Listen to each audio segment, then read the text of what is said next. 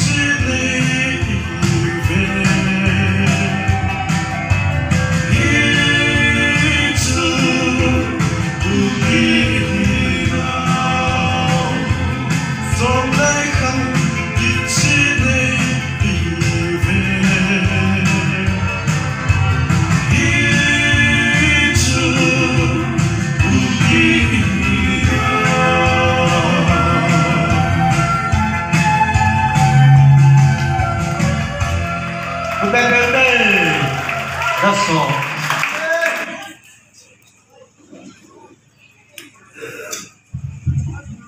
Lalem God. Kasi jadi na. Nalasa ay nalunghay na. Nalunghay. Ay ba na? Ji la yung ngai ting la music kisa si lo na. Oh. Kisa hi track music music. Oh, yam.